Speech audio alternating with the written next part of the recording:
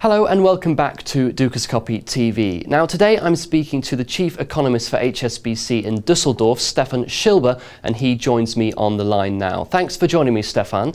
Now, we saw the release of yesterday's manufacturing PMIs for the Eurozone, and once again they showed a slowdown for the various economies in the Euro area. This included a continued contraction for Europe's biggest economy, Germany. Today we've seen the German IFO release. Now, can you run through the results briefly with us and tell us your thoughts on how this helps explain the current situation the German economy finds itself in?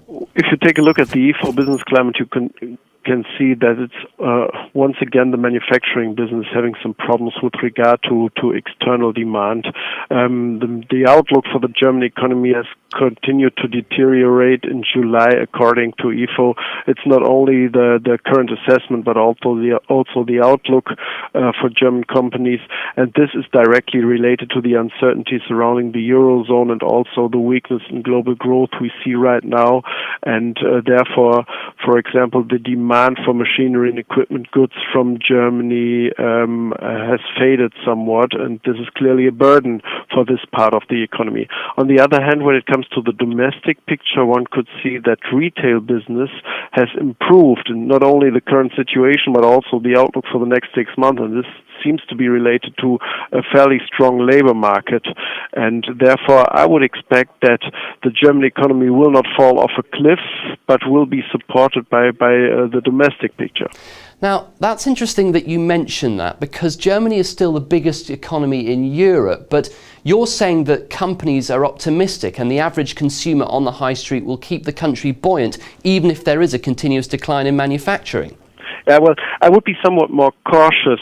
We will see some supportive factors come from private consumption, but if other parts of the Eurozone break down and go deeper into recessionary territory, the German economy will not remain unscathed, in my view.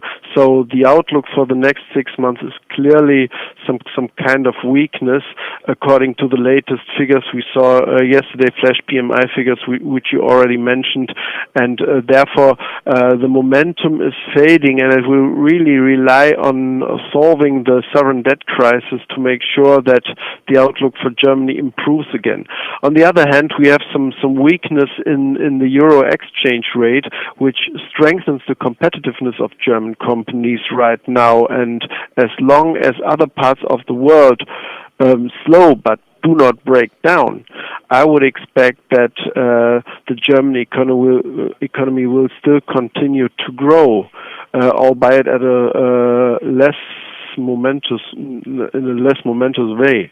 Now, one of the things that interests me is that manufacturing is such a key part of the country's economy, and if it continues to slow, we could see a knock-on effect in the services sector as they rely on manufacturing products to operate a lot of the time. Now, this could result in a sudden loss of jobs on a large scale, couldn't it? Yeah, well, we can see that, for example, regarding the jobs market, that companies are somewhat more cautious in hiring. But still, if you see the current level, it's still consistent with a picture of year-on-year growth in employment.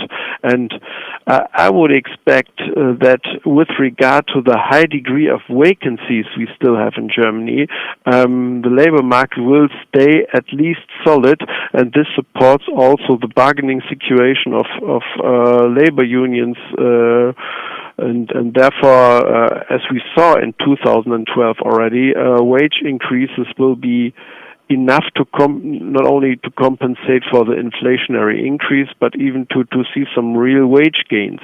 And this is really supportive for private consumption going forward. And finally, Stefan, just looking at the markets for a moment here, they are aware, I'm sure, that Germany is still a very robust European economy, but this IFO must have spooked them today and may continue to do so for a while, will it not? Yeah, sure. It increases the uncertainties, and we know that with the other parts of the Eurozone already in deep recession, we could be in for a rough phase in the second half of 2012, as long as we do not really see clear success in solving the sovereign debt crisis. As long as sovereign debt markets, for example, in Spain and Italy, see rising yields, and we will have this higher degrees of uncertainties and economies going even deeper in recession, this also will have some negative effects for other parts of the world, and especially will lead to lower capacity utilizations and less investment spending also in Germany. And therefore, one must be really cautious that we do not go on a path of a downward spiral right now. Well, thanks for joining me today, Stefan. That was Stefan Schilbe, Chief Economist at HSBC in Dusseldorf. That's all we've got time for this interview. Don't forget to check back now and then for the latest updates and interviews here on Dukascopy TV. Until next time, goodbye.